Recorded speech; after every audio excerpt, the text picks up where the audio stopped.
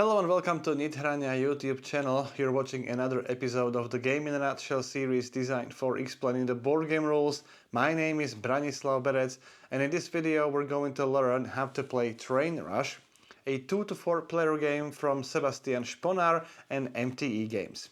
Before we start, let me say that all the components in this video are prototype components, so they're all subject to change in the final version.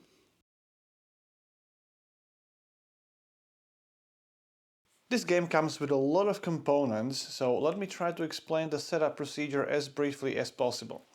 We will start with the map. This is a map of a fictional country with 3 distinct regions. Those regions are differentiated by the color red, green and blue. Each region has 3 cities. Cities are these areas.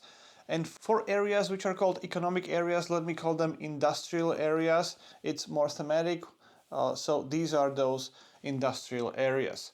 In each city you will place 3 contractors, 1 contractor of each color. Those contractors have the same colors as those 3 regions. Then each city also has the mission token, movement tokens which correspond to the pre-printed tokens on the board. And then each player will place their locomotive in the starting space on the track and then take 1 order token or the marker of each player and randomly place them on this player order track, and that will be the starting order for the first round. Then this is the management board. These are state contract tiles. Separate them by the number on their back, shuffle each stack separately and then draw 3 tiles from each stack face up and place them on the corresponding spaces on this management board. These are railway siding tiles. Create 3 stacks of these tiles because there are too many of them, and then randomly deal 9 of these tiles to these spaces on the management board. Then on these income tracks or technology tracks, each player places 1 of their markers on the first space of each track.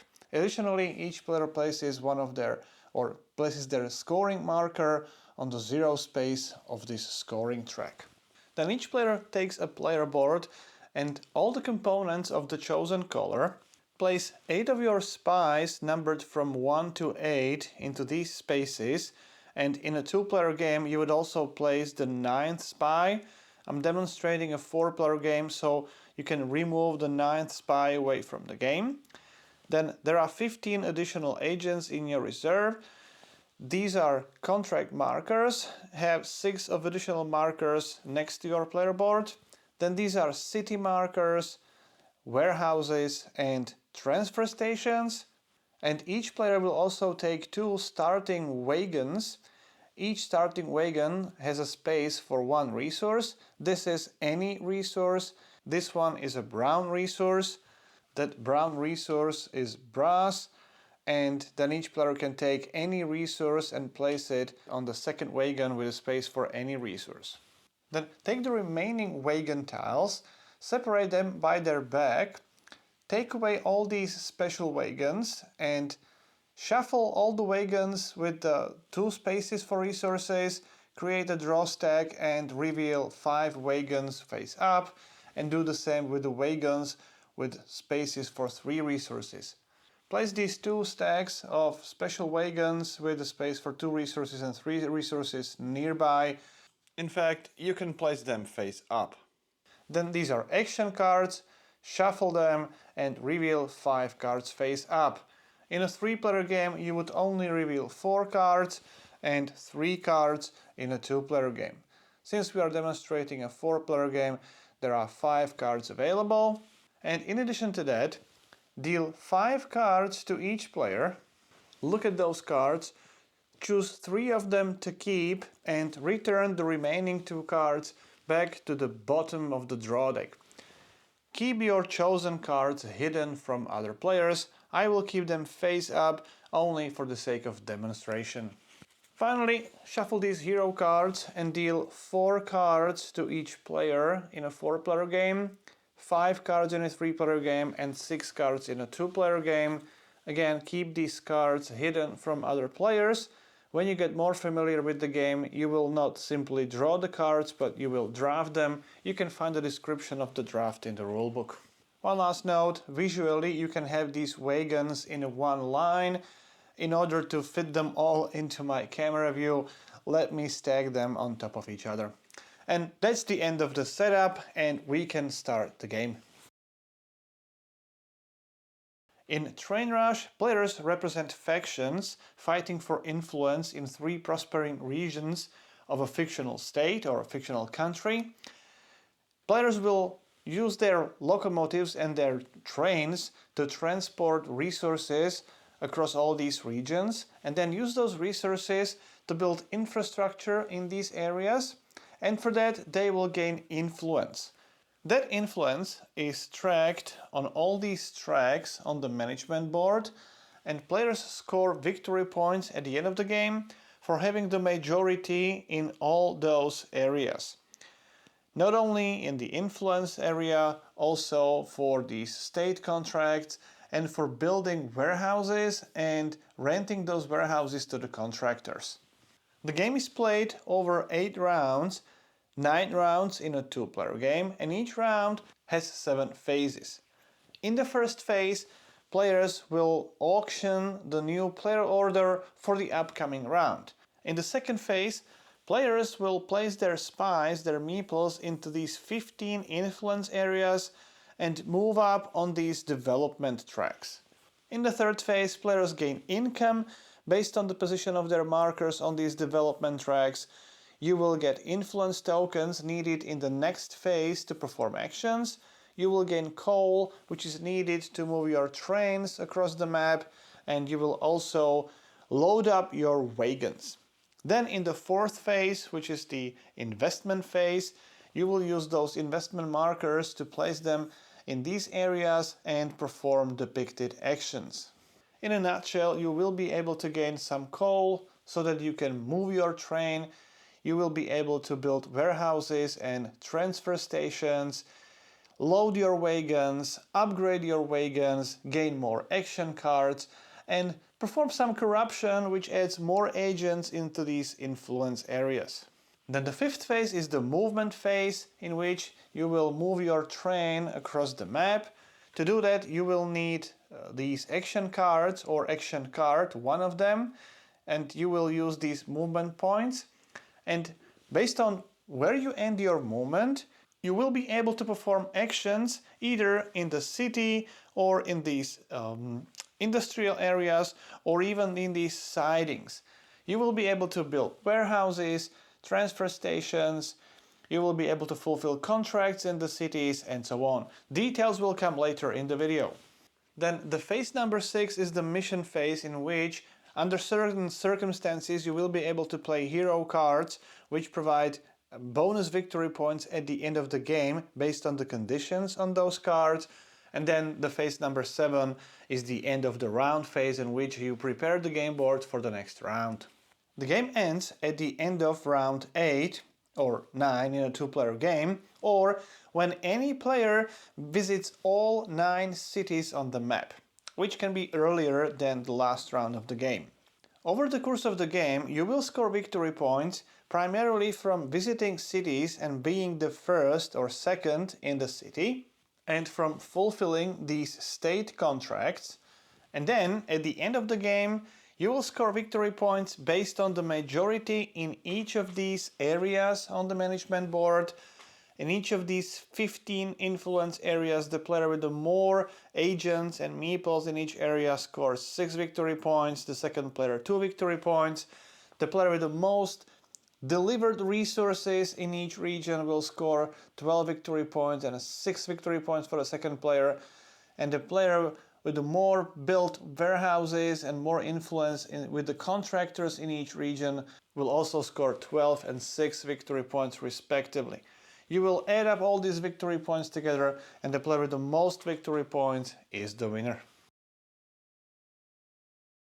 We will cover all phases in more detail now, and we will start with the auction phase. This is the first phase.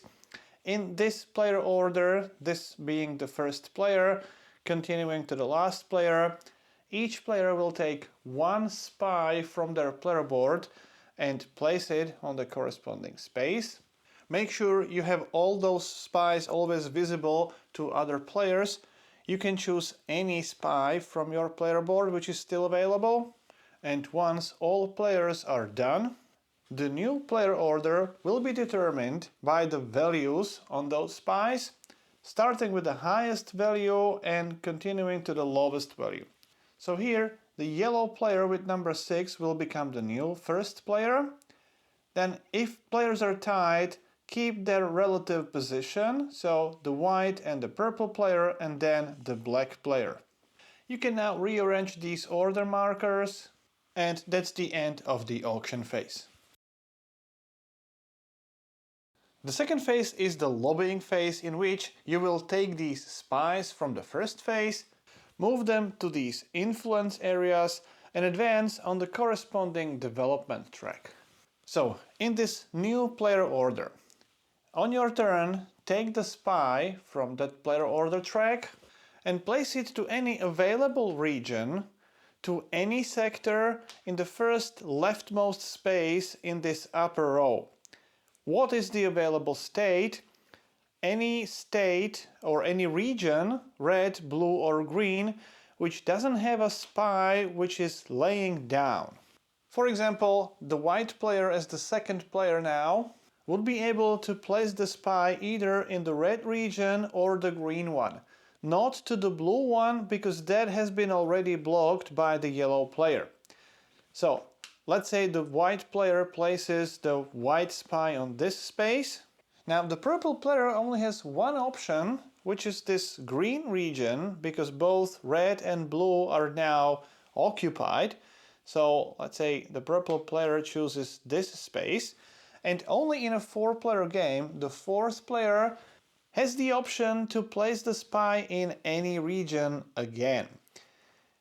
Place it in a leftmost space in any sector, and there is a rule that in this financial sector, in this first one, each player can only have one spy in each region and in each sector.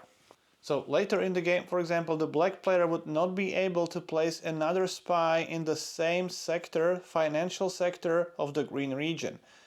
The black player can place another spy in another region in this financial sector, or in any of these other remaining 12 sectors. You can always have as many spies and agents as you want. Now, after placing the spy on the space, advance on the corresponding development track. So the purple and black player would advance on this investment track. So move their marker to the next space.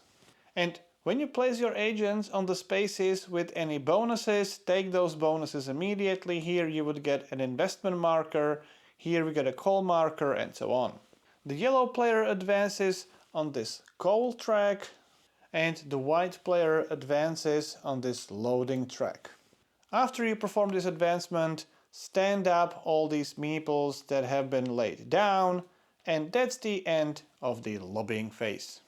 Just to clarify, in the following round, when you place a spy in any space in a sector, place it laying down to indicate that this region is now not available for other players.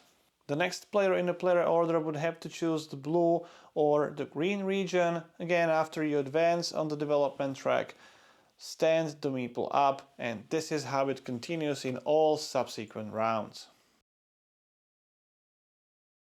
Then the third phase is the income phase, and here you gain investment markers, call markers, and you load your wagons based on the position of your markers on these development tracks.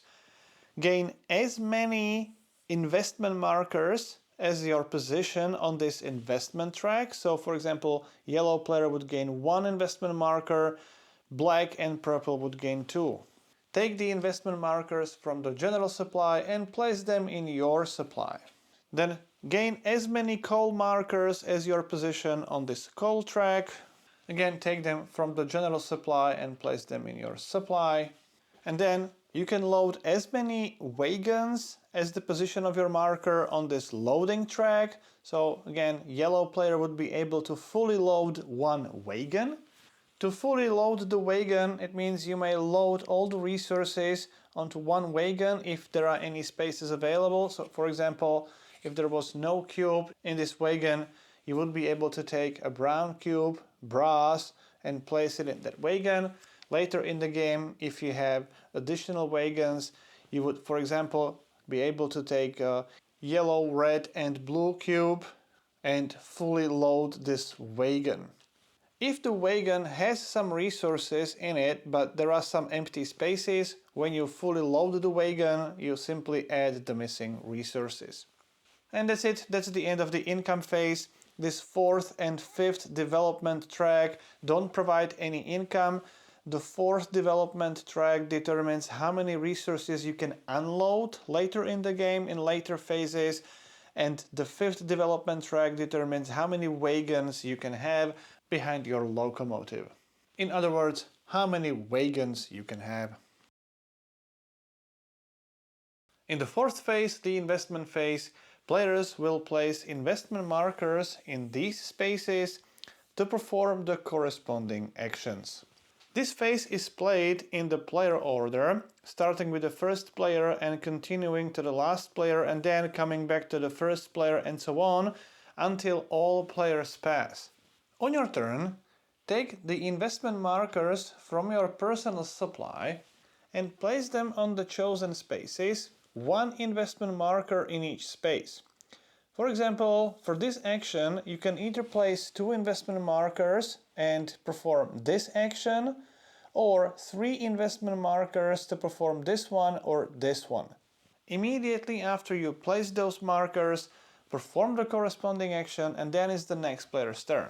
You can only place the investment markers in the chosen area if there are enough spaces available.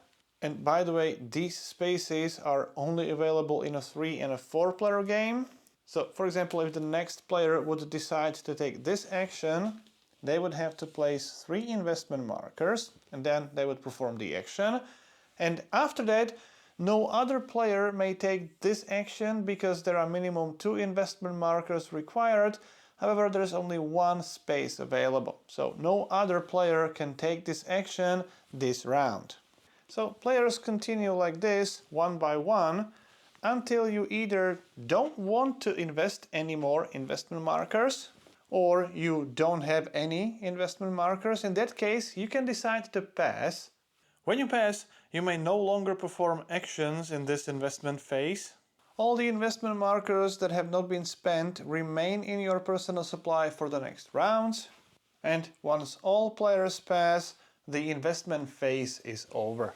However, before we move to the next phase, I will explain all these actions in this investment phase. With this first action, you simply take 1 call for 2 investment markers or 2 calls for 3 investment markers. Then with this second action, you can build 1 or 2 warehouses or a transfer station. However, you can only do it in the region where you have your train. Here, the yellow player has the train in the red region. It's actually called the active region for the yellow player. So you can build a warehouse or a transfer station in any industrial area in this red region. When you decide to build the warehouse, take the warehouse from your player board and place it in an empty space which is designated for the warehouses. It's one of these spaces marked by this icon. In this industrial area, it would be one of these 3 spaces, one of these 3 spaces in this area, and so on. So place your warehouse in an empty space. Then, since you uncovered an icon on your player board, advance 1 space on the corresponding infrastructure track. If you don't have any marker there yet, take one of the markers from your reserve, place it on the corresponding track, and advance it 1 space forward. When you build 2 warehouses in the same action, you can build it in a different industrial area and again advance 1 space forward on the corresponding infrastructure track. You are moving on the red track because you are building in the red region. Note that if you still have the train in this starting space, it is not considered to be in any area, and therefore you are not allowed to build any warehouses or transfer stations. Then if you decide to build this transfer station, again you can only do it in your active region, which means in the region where you have your train. Take one of these transfer stations from your player board and build it in one of those industrial areas in your active region.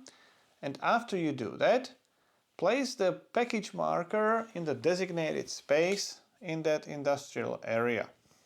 Then the next action allows you to fully load one or two wagons. I have already talked about this action. You can fully load one wagon. Note that this only applies to these standard wagons. Later in the game you may have this special wagon which requires these packaging markers. These cannot be loaded with this load action. Then the next action allows you to move 3 or 6 spaces with your train. You have to move your train full number of spaces, so 3 or 6. You may never end in a space with another locomotive. I will cover these movement rules in the next phase. However, there's one thing that I need to say right now. Later in the game you will be able to acquire these movement tokens.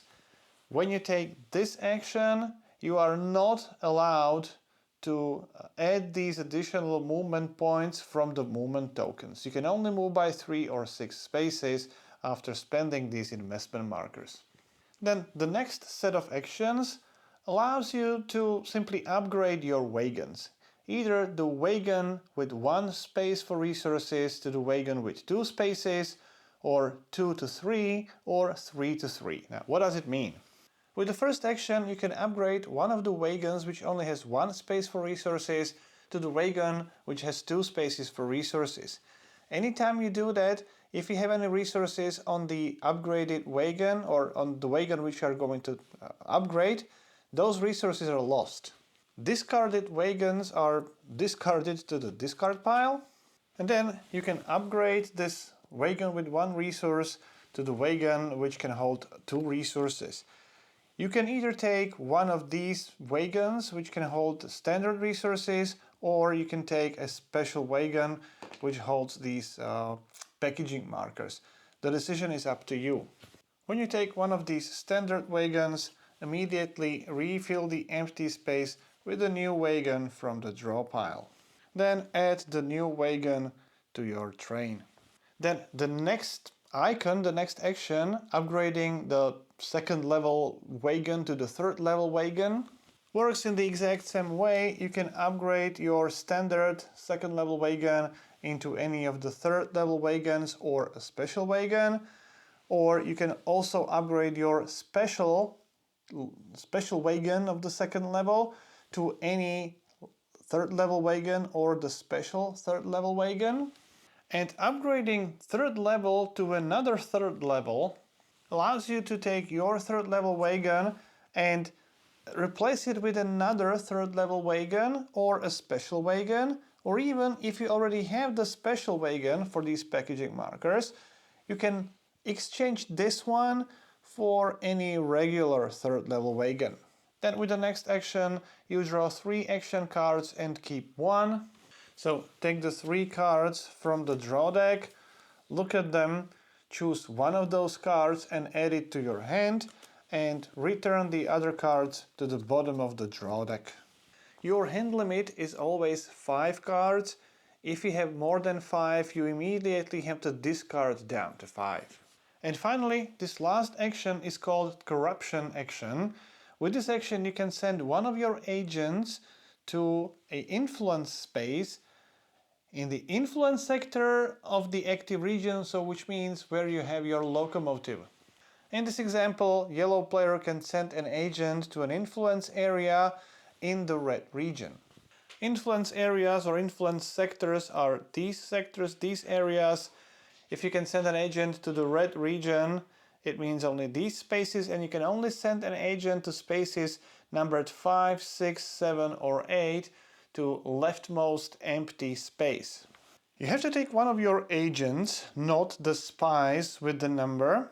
So take one of the agents and place it in the chosen sector in the first available space, numbered 5 to 8. These agents are important to win this majority. For each sector, the player with the most agents and spies gains 6 victory points, the second player gains 2 victory points. The fifth phase is the movement phase, in which players will move on the map and perform various actions. And in this phase, each player only has one turn, starting with the first player in the player order and then ending with the last player. On your turn, you have to choose one of the action cards in your hand and perform actions on that card, starting from the top, going to the bottom. These numbers on the card indicate how many spaces you have to move with your train. And then if you are able to perform all three actions, you may perform this special action. These first three actions have to be performed in this exact order. None of those actions can be skipped. Their color doesn't have any meaning, it's just a visual differentiation.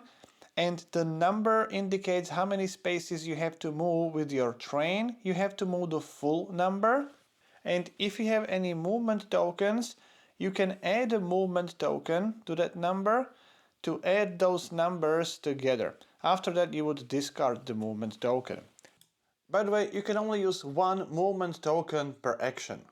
After you move with your train, you may trigger another action if you end your movement in this railway siding, or if you end the movement in the city, or in one of these three black market areas, you can perform the corresponding action. Finally, you have to pay the cost of that first action. If there is nothing here, then the action is free. This action would cost you 1 coal marker, this one 2 coal markers, and the special action would cost another coal marker. So after you perform the first movement action and then potentially another triggered action on the map, proceed to the second one and repeat the process. Move the indicated number of spaces with your train, potentially you can add a movement marker, pay the cost, here it's 1 coal marker, and eventually perform any triggered action in the city or black market and so on. Then move to the third movement action and potentially a triggered action, and only if you perform all those three actions, and you cannot skip any of them, then you can perform a special action from this card or from any other card in your hand. For example, you can choose this one, pay 1 coal and perform this action instead of this special action. After that, discard the action card or both action cards if you use 2 of them to perform your actions. Then choose 1 card from the display and add the card to your hand, but do not replenish the display. Players further down the player order will have fewer cards to choose from. These cards will be replenished in the 7th phase. Now let me explain the movement rules. You move with your train from this starting space and you always move clockwise. You never move backwards. You move along these spaces. These are tunnels, they are not considered spaces, so from this space, if I can move 2 spaces forward, I would go 1, 2. The tunnel doesn't count as the space. There are 3 rings. This is the inner ring. Then through these tunnels you can go to the middle ring, and then there is this outer ring. You may never end your movement on a space with another train, and remember you always have to move full number of spaces, so if the yellow player has to move 3 spaces, then the yellow player may not move to this space because it's already occupied by the black train, and here's again it's 1, 2, 3 spaces occupied by the purple train. But in these railway sidings you can always choose any siding you want, so I could go 1, 2 and 3 for example. There are a few exceptions from this rule. These spaces, these are city spaces, can hold any number of trains, so you can stop there even if there is another train in that space. The same applies to these black market spaces, black market areas. And these two special types of spaces, so cities and black markets, are the only spaces on the map where you can end your movement prematurely. So if I have to move by 6 spaces, I can stop in this city and all the remaining movement points are lost. This is only possible in the cities and in the black market spaces. If you end your movement in a city, you can perform the city action. If you end your movement in this black market, you can perform the black market action. And if you end your movement in one of these railway siding areas, you can perform the railway siding action. Just to clarify, you may not end your movement in the railway siding area by reducing the number of movement points. You can stop prematurely only in the cities and the black market. You have to plan your movement well in order to stop in one of these railway siding areas. So, when you end your movement in the city, you can perform the city action. First of all, take this movement token from the leftmost available space and score the indicated number of victory points immediately. Here it's 4 victory points. Then take the token and place it with the movement points up next to your player board. There is no limit to the number of these movement tokens you can have. Then take the first available city marker from your player board and place it on that space, and that marks that you have already visited that city.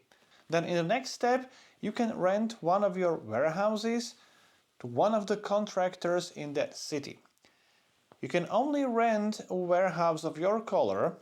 It can be a warehouse in any region. It doesn't have to be in the same region, so it doesn't have to be red region in this case. It can only be a warehouse from the industrial area where there is any transfer station built, and that transfer station can be built by any player. And each industrial area can only contain one contractor of each color. So in this example, yellow player can rent this warehouse to the blue or green contractor. It cannot rent to the red one because the red contractor is already there. He cannot rent this warehouse because there is no transfer station here. So let's say the yellow player chooses the blue contractor, place the contractor next to the warehouse in the corresponding space. And then look at the rank of the city. It is this number next to the city. Here we have 2. And advance that number of spaces on the contractor's track of the color of the contractor you have rented your warehouse to. So here we have the contractor's tracks. Yellow player should advance on the blue track. If there is no token, take one from your reserve and advance number of spaces. In our example, it was 2 spaces. Anytime you advance on these spaces and you reach or pass these icons, you take that bonus immediately. Finally, you can fulfill contracts in that particular city. You can fulfill as many contracts as you can. Contracts are these tiles. These are state contract tiles. Each tile depicts the number of resources you need to unload and leave in the city and the number of victory points you gain immediately. And since we are in this city, the yellow player can only fulfill contracts from this area, from this row. In addition, you can only unload the number of resources equal to your position on this unloading track. In this example, yellow player can only unload maximum 3 resources. Furthermore, as you can see, black player already fulfilled the contracts that only needed 2 resources, and this space is already occupied by the black marker. Therefore, the yellow player can choose this contract. It needs blue, red and yellow resource. So you would have to unload blue, red and yellow resources from your wagons, and then take one of your contract markers, place it in the corresponding city in the space which indicates the number of resources unloaded and number of resources needed to fulfill the contract, and then score the indicated number of victory points immediately, and then discard the contract tile. As I said, if you have additional resources, And if you had sufficient unloading capacity, you could continue fulfilling further contracts. After you fulfill a contract, refill the empty space with a new contract, and that's the end of the action. Remember, each space here can only contain one marker. When you end your movement in this black market space, you can perform the black market action. That action is indicated on your player board here. With this action, you can unload the resources for the virtual currency and then immediately spend that virtual currency to perform these actions here on your player board. The number of resources you can sell during this black market action is again determined by your position on this unloading track. So in this example, yellow player can only sell up to 3 resources. And then calculate the total value of your resources sold. And then in the active region, so in a region where you have your train at the moment, you can perform one of these actions. Any excess of this virtual currency is lost. So if we sell these 2 resources, it's going to be brown and green total for 3 virtual currency, which means we can perform this action for 2 currency. The 1 currency, 1 coin would be wasted. I'm not going to cover all these actions, we have already seen all of them. The only exceptions are maybe this one. They all work in the same way. Let's say we would be able to sell resources for 10 coins. This action would allow you to score 3 victory points immediately and then take one of your contract markers and place it on any space with 3 resources in your current region. So currently it's the red region, and there is still 1 space available in the red region that marks 3 resources, so yellow player could place the token here. And finally, when you end your movement in this railway siding area, when you enter that area, you have to choose one of those 3 railways and continue along that railway, and then you can perform the railway siding action. That action depends on the number on the space where you ended your movement, so here it's number 8. Then look at the management board on this area. Here we have the corresponding numbers, so number 8 corresponds to this tile. You take that tile, perform the indicated action immediately, then discard the tile, replace it with the new tile from the display or from the draw piles. Then as the second action, if there is a transfer station in the corresponding industrial area and the package marker is still available, you can take that package marker and place it on the special wagon if you have any special wagon. If you don't, you cannot do it, but if you do, you can take this package marker. Finally, you will trigger the scoring of this industrial area.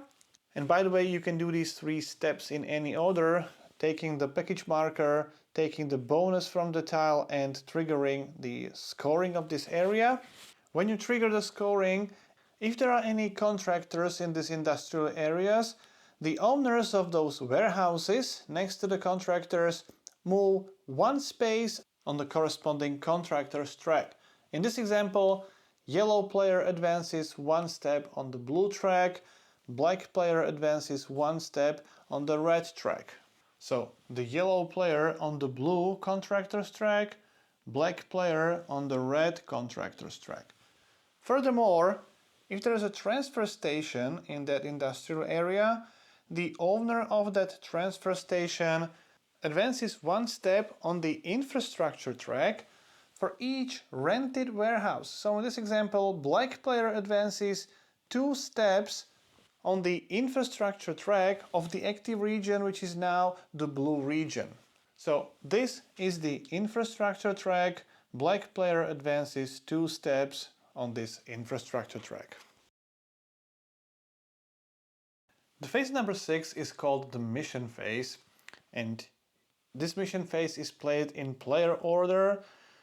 Again, each player will only have 1 turn, and on your turn you can play 1 hero card If the city on that hero card is in the same region as your train, here we have the train in the red region and we have here the red city. And in addition, that city must have this mission token still present on the board. In that case, take that mission token.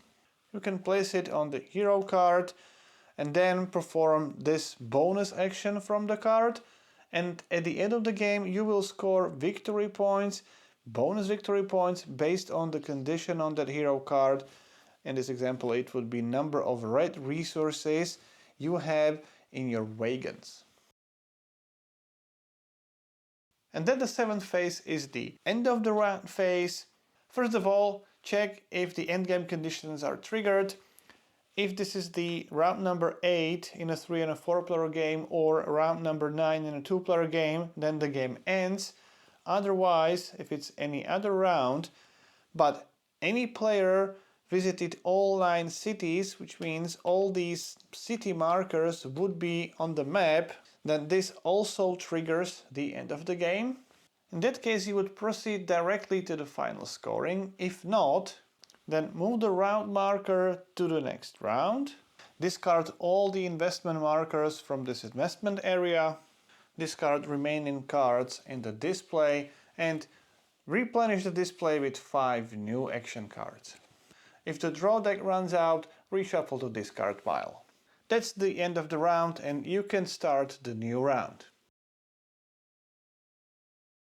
Then at the end of the game, during the final scoring, if any player visited all 9 cities, that player scores 10 victory points. Then players score 10 victory points for each of their progress markers in this top row of the development track. And remember, only one token can be in each of these 5 spaces, top spaces of the development tracks. So here yellow and white players would score 10 victory points.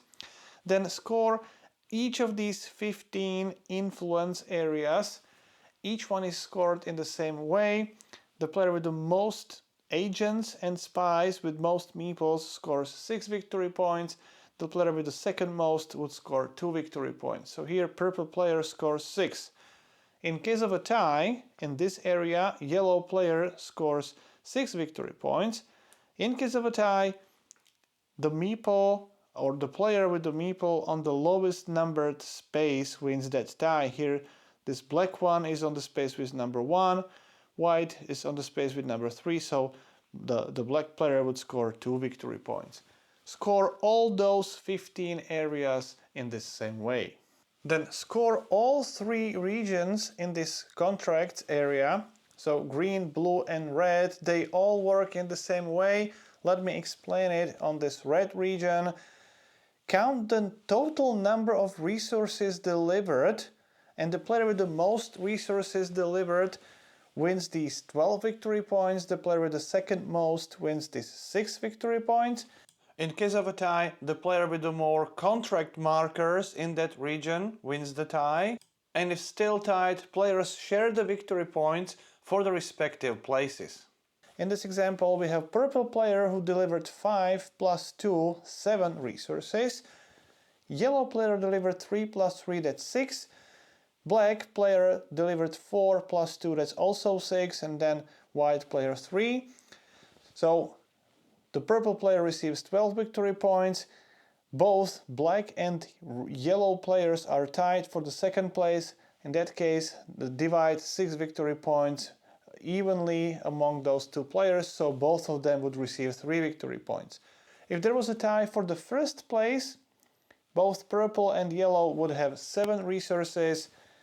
Add 12 plus 6, that's 18, and divide between these 2 players, that's 9 victory points for both of them. No score for the second place. If 3 players are tied for the first place, divide 18 victory points by 3 and each player scores 6 victory points. Then award these 12 and 6 victory points for all these 6 tracks in the exact same way as for these regions. The player furthest ahead on each track gains 12 victory points, the second player 6 victory points. In case of a tie, add victory points and divide evenly. So do this for all these 6 tracks and all 3 regions. Finally, if you have a special wagon and it's fully loaded, so it has all these packaging tokens, score the indicated number of victory points. Here it's 10, otherwise you would score nothing. And then if you have any hero card or cards, score the victory points based on the condition on that card. Here we have 3 red resources, so that would be 3 additional victory points. Then sum up all the victory points and the player with the most points is the winner. So that's how you play Train Rush. If you have any questions or comments, I'll do my best to answer as many as I can. If you like the series, please subscribe. You can support the channel on the Patreon page. You've been watching Game in a Nutshell. My name is Branislav Berec and hope to see you next time. I would like to thank everyone who has ever supported the channel, and especially the current supporters listed on this page. If you too would like to support the channel in creation of videos like this and other video tutorials and other content on this channel, please visit the patreon.com/Nithrania.